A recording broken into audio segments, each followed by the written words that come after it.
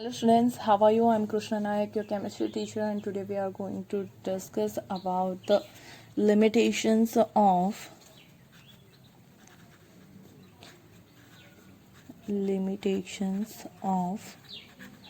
the octet rule of the octet rule, or you can also say that exception to the octet rule. Okay, in all lectures we discuss that कि जो भी bond form हो रहे हो, okay, coordinate bond हो या फिर covalent bond हो या फिर आयोनिक बॉन्ड हो, लेकिन जब भी शेयरिंग ऑफ इलेक्ट्रॉन और या फिर जो आपका ट्रांसफर ऑफ इलेक्ट्रॉन है वो किस वजह से होता है, तो कोई भी एलिमेंट अपना कॉन्फ़िगरेशन नोबल गैस जैसा करने की ट्राई करता है. इट ट्राई टू शेयर और it donate or set the electron for the gaining of the noble gas configuration, right? To be stabilize itself, it donate or set the electron, we can say like this. Okay, but यहाँ पे हम कुछ exception देखने वाले हैं कि हर lecture में हमने कहा कि वो अपना ऑक्टेट कंप्लीट करना चाहता है, by the completing it's octet वो क्या करेगा, तो वो स्टेबल हो जाएगा. नोबल गैस की कॉन्फ़िगरेशन गेन करेगा तो स्टेबल हो जाएगा. ओके, बट कुछ एक्सेप्शन है जिसमें उसकी कॉन्फ़िगरेशन कंप्लीट नहीं हो रही है. ओके, उसका जो ऑक्टेट है वो कंप्लीट नहीं हो रहा है, लेकिन फिर भी वो स्टेबल कंपाउंड फॉर्म करता है. ओके, तो ये जो लिमिटेशंस है ऑक्टेट रूल के, और you can say that exceptions है. Okay, you also can use the word exceptions on the behalf of that limitation. Okay, exception to octet rule. तो ये जो एक्सेप्शन है वो आपको स्टडी करने हैं कि कौन कौन से एलिमेंट में किस तरह का एक्सेप्शन आपको देखने को मिल सकता है. ओके, तो यहाँ पे जो हम देखने वाले हैं वो क्या है, there are some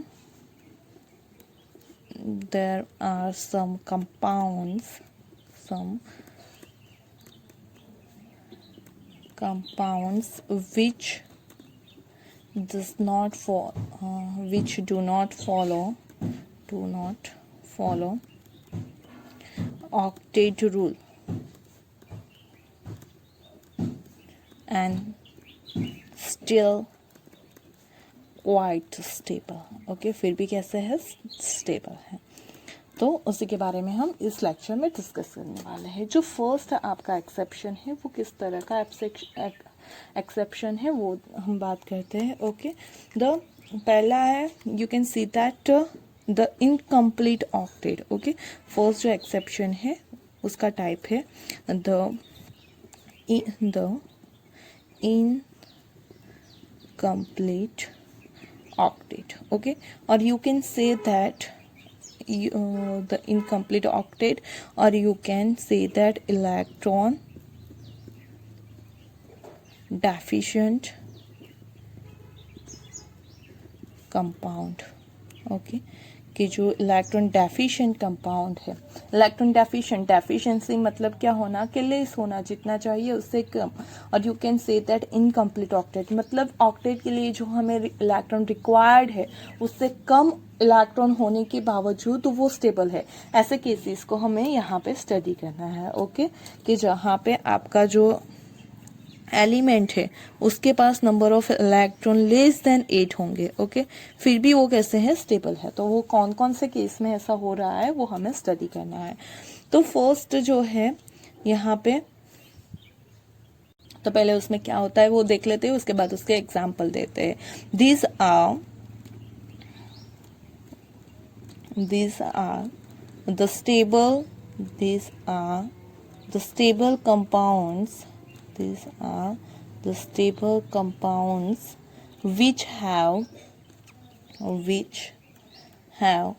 electrons less than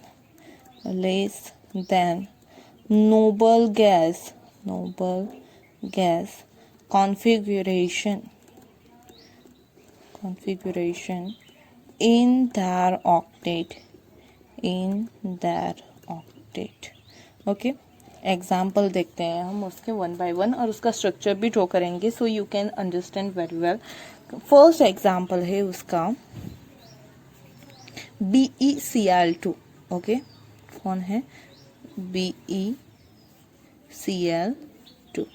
now जब भी BeCl2 फॉर्म होता है तो हमें पता है B क्या है, तो B जो है हमारा, तो वो सेंट्रल एटम होगा जो भी एक होगा। और you also study that rule के कौन से सेंट्रल एटम होते हैं। ओके, तो यहाँ पे जो B है वो सेंटर में आएगा, Cl2 2 है तो उसके सराउंड में रहेंगे।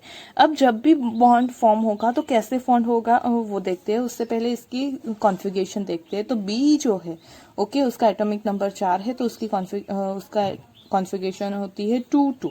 ओके, उसके वैलेंस शेल में कितने इलेक्ट्रॉन है, 2। जबकि क्लोरीन है उसका 287। ओके, उसका क्या होता है, 287। Now see the structure for the BeCl2। तो उसमें क्या हो जाए, जो B है वो हमारा सेंटर एटम है। ओके, एंड उसके पास कितने इलेक्ट्रॉन है, 2 इलेक्ट्रॉन है। ये हो गया फर्स्ट इलेक्ट्रॉन, ये हो गया दूसरा इलेक्ट्रॉन। नाउ हमारे पास दूसरा कौन है, क्लोरीन है, ये Cl और ये भी Cl। नाउ उसके पास वैलेंस इलेक्ट्रॉन कितने हैं, 7। तो 1 2 3 4 5 6 और एक इलेक्ट्रॉन इसने शेयर किया तो एक इलेक्ट्रॉन क्लोरीन शेयर कर देगा। उसी तरह से यहाँ पे भी 1 2 3 4 5 6 7। ओके, नाउ सी दैट कि यहाँ पे अगर आप देखोगे तो जो क्लोरीन है ओके उसके 7 इलेक्ट्रॉन थे, एक शेयर किया, एक BE ने बेरिलियम ने शेयर किया, तो उसके पास जो टोटल नंबर ऑफ इलेक्ट्रॉन है वो कितने हो गए, 8 हो गए। सही है, उसके पास टोटल नंबर ऑफ इलेक्ट्रॉन कितने हो गए, 8। यहाँ पे भी इस क्लोरीन को आप देखोगे तो उसके पास भी टोटल नंबर ऑफ इलेक्ट्रॉन कितने हो गए, 8। But if you talk about the beryllium, okay किसके बारे में आप बात करो, बेरिलियम के बारे में। No see the configuration for the beryllium, उसके पास कितने इलेक्ट्रॉन हुए, तो 1 2 3 4। ओके, यहाँ पे बेरिलियम के पास कितने इलेक्ट्रॉन है, 4 इलेक्ट्रॉन। क्लोरीन के पास है 8 इलेक्ट्रॉन, इस क्लोरीन के पास भी हो गई 8 इलेक्ट्रॉन। तो मतलब ये जो दो क्लोरीन है उन्होंने तो स्टेबल कॉन्फ़िगरेशन गेन कर ली, लेकिन बेरिलियम का ऑक्टेट कंप्लीट हुआ नहीं। ओके, बेरिलियम का ऑक्टेट कंप्लीट हो रहा है नहीं, बट फिर भी वो क्या है, स्टेबल है। तो यहाँ पे जो नंबर ऑफ इलेक्ट्रॉन है बेरिलियम के पास वो लेस देन 4 है। So you can say that it is incomplete octet, और also you can say the electron deficient compound. Okay, electron की डेफिशिएंसी है, इलेक्ट्रॉन कम है तो उसे इलेक्ट्रॉन डेफिशिएंट कंपाउंड आप बोल सकते हो। Okay, now see the second example.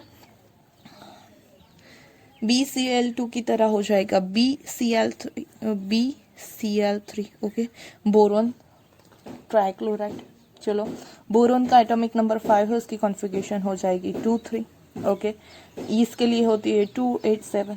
चलो, अब ये कैसे फॉर्म करेगा, तो हमारे पास हो गया boron as a centre atom, उसके पास टोटल 3 नंबर ऑफ इलेक्ट्रॉन है, तो 1 2 3 उसने शेयर कर दिया। ओके, चलो, अगर उसने 3 शेयर किए तो हमारे पास दूसरा कौन है, क्लोरीन। क्लोरीन क्या करेगा, तो क्लोरीन के पास है 7 इलेक्ट्रॉन, 1 2 3 3 क्लोरीन। एक क्लोरीन जो है वो एक इलेक्ट्रॉन शेयर करेगा, दूसरा क्लोरीन दूसरा इलेक्ट्रॉन शेयर करेगा। ओके, तीसरा क्लोरीन, तो यहाँ पे तीनों क्लोरीन एक एक इलेक्ट्रॉन शेयर करेंगे बोरोन के साथ, और बोरोन भी एक एक शेयर करेगा। Now see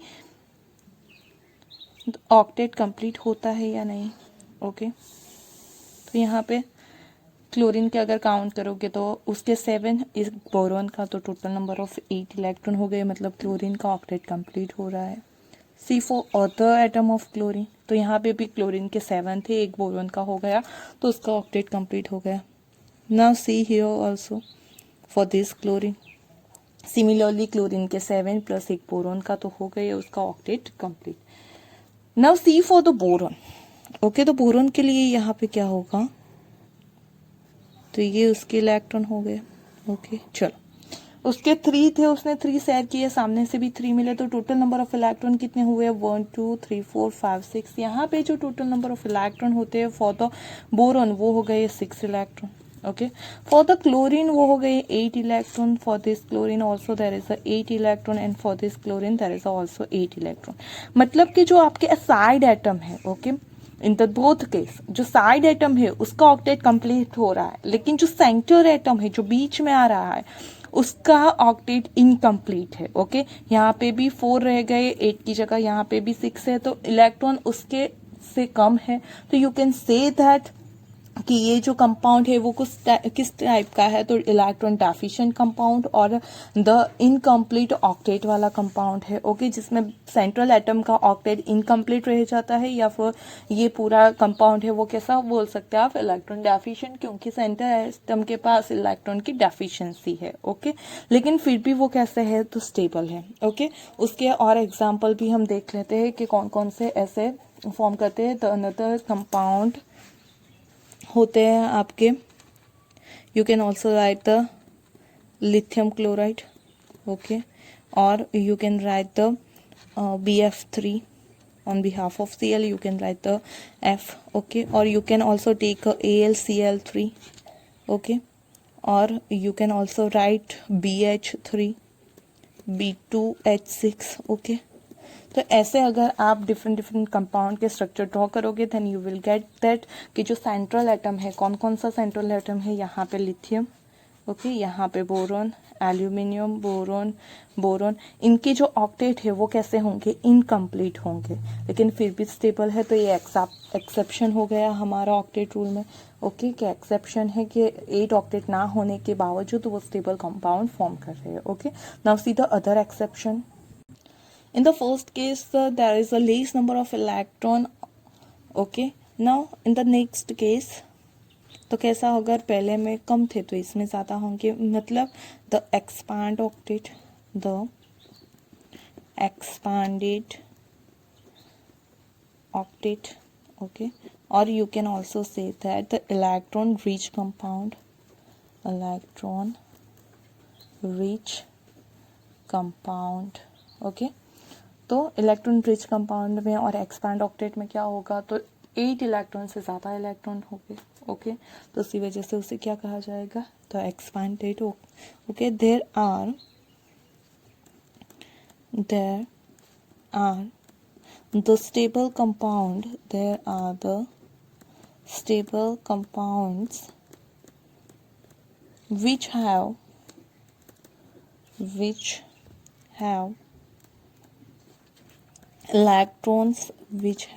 electrons, more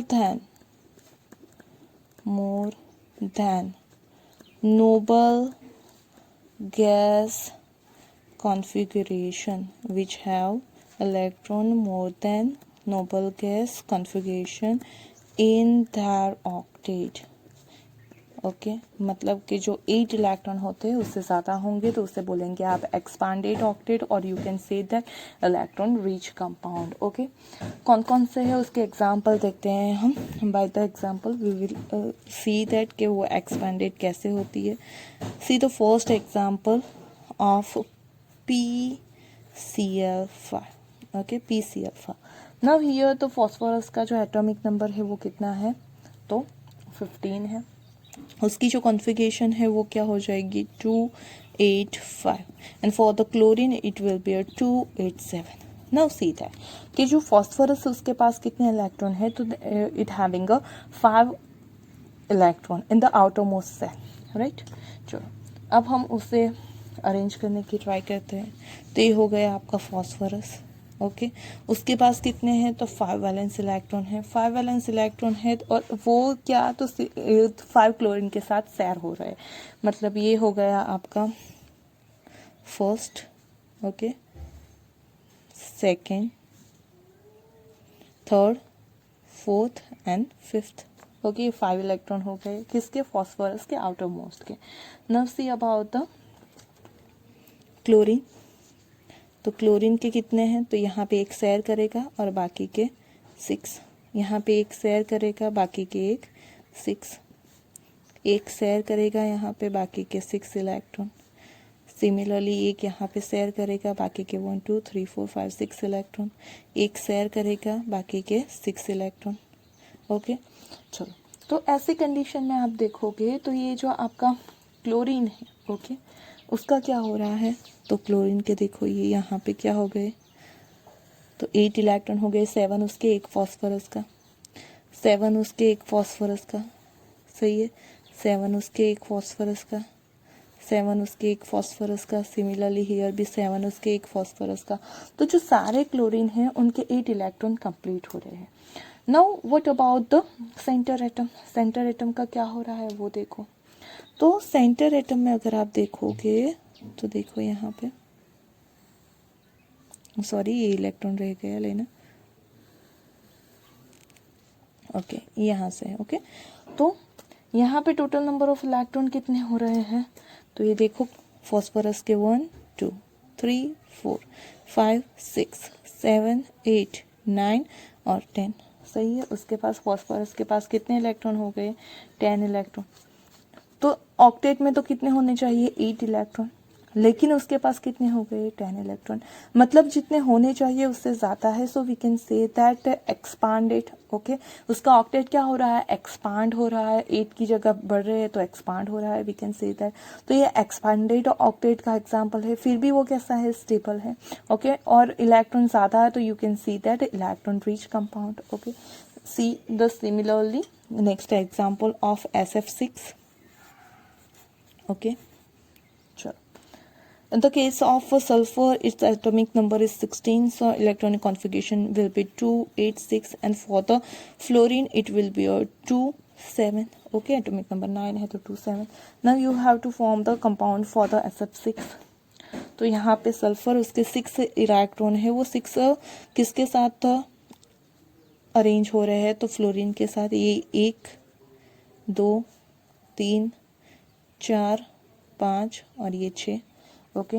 now see for the fluorine, fluorine का क्या होगा यहाँ पे, तो वो 1 इलेक्ट्रॉन यहाँ से शेयर करेगा और बाकी के उसके 6 इलेक्ट्रॉन यहाँ पे हो गए। ये फ्लोरीन उसने 1 इलेक्ट्रॉन शेयर किया, बाकी के 6 इलेक्ट्रॉन। फ्लोरीन ने 1 इलेक्ट्रॉन शेयर किया, बाकी के 6 इलेक्ट्रॉन, ओके। फ्लोरीन ने 1 शेयर किया, बाकी के 6 इलेक्ट्रॉन। फ्लोरीन और ये 6 इलेक्ट्रॉन।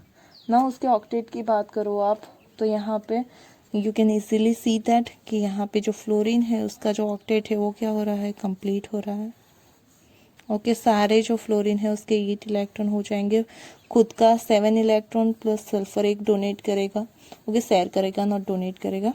तो उसके टोटल नंबर ऑफ जो इलेक्ट्रॉन है वो कितने हो रहे हैं, फॉर द ऑल फ्लोरीन 8 हो गए, तो फ्लोरीन की ऑक्टेट कंप्लीट हो गई, ओके। लेकिन अगर आप बात करो किसकी, सल्फर की, तो सल्फर का क्या हो रहा है, देखो यहाँ पे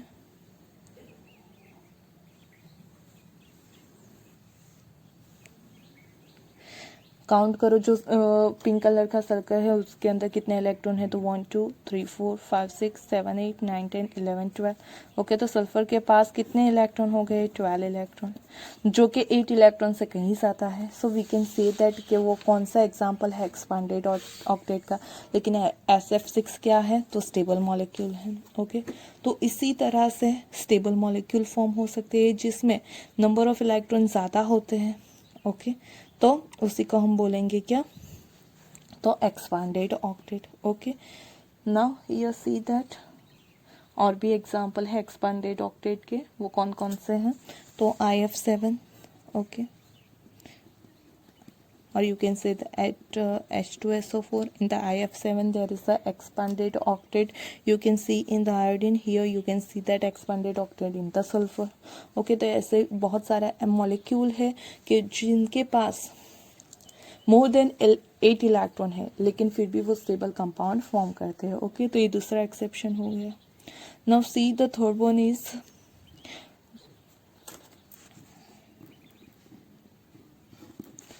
odd electron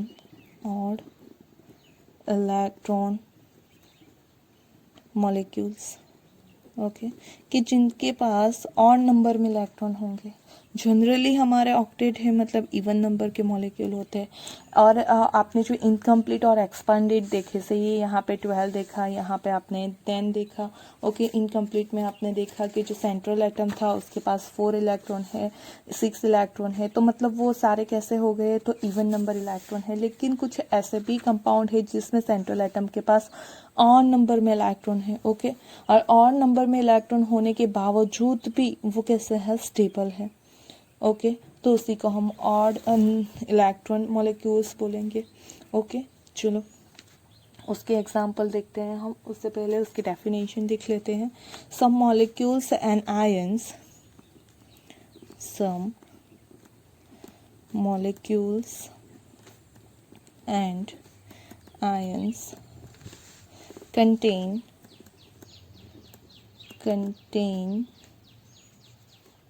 odd number of electrons between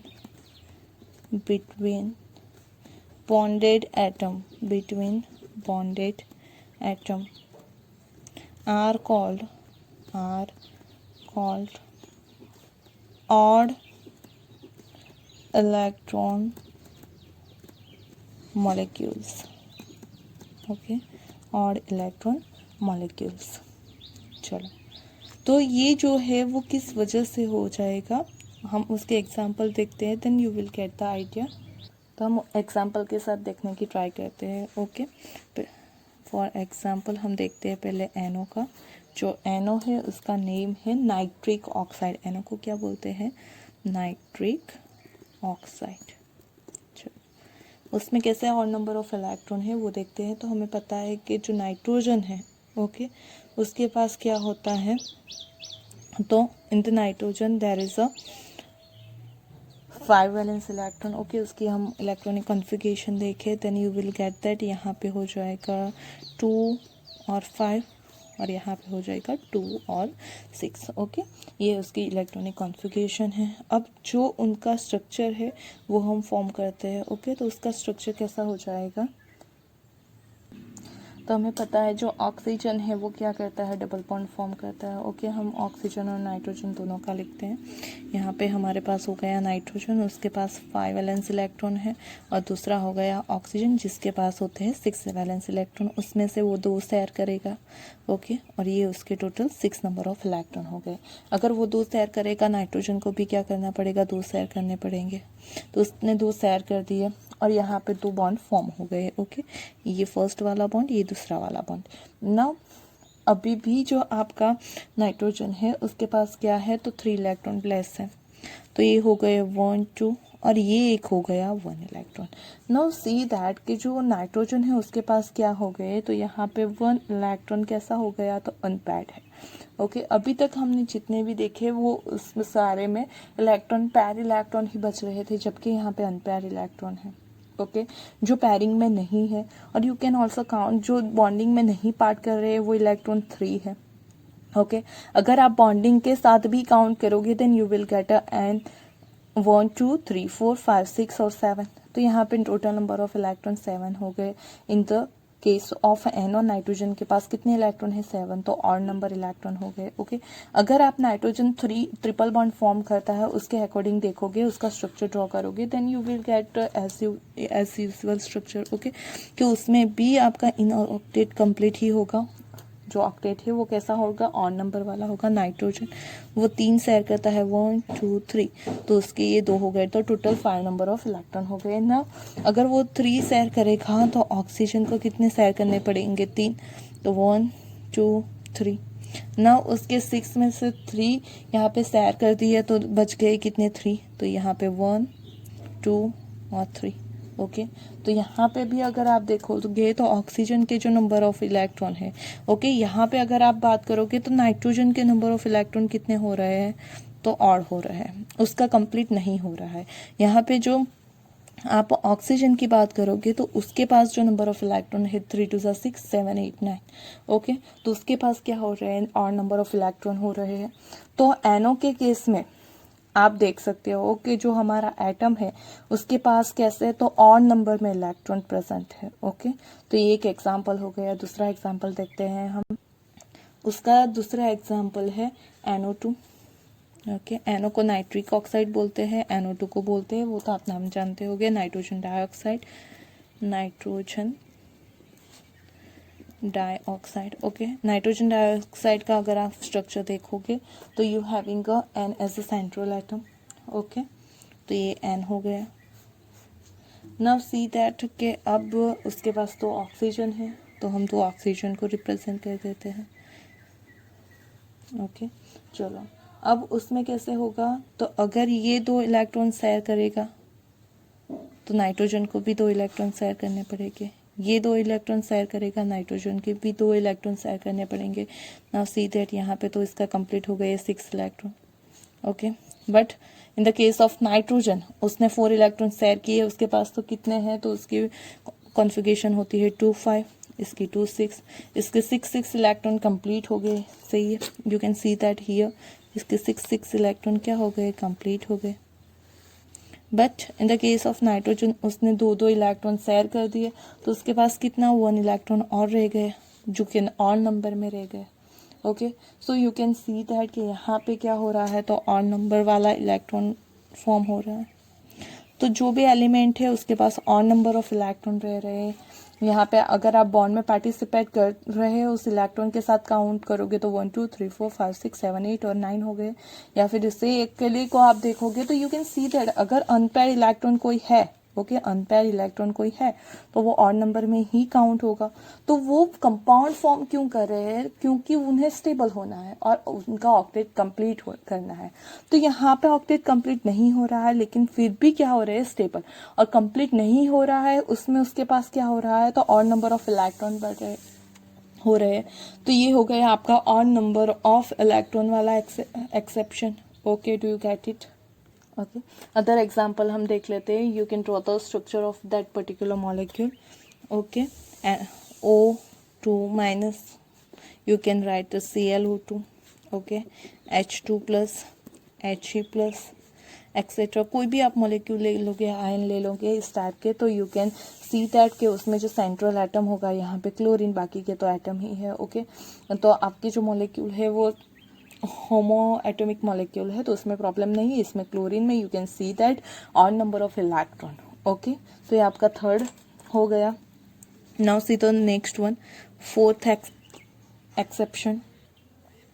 जो हमारे हमें पता है कि नोबल गैस है वो कैसे है, तो इनर्ट है, मतलब इनर्ट है, उसका जो कॉन्फ़िगरेशन है वो क्या है, कंप्लीट है और वो स्टेबल है। फिर भी some noble gases can form a compound. Okay, some noble gases like xenon, krypton, most of xenon compound form करता है। Also combine with oxygen and fluorine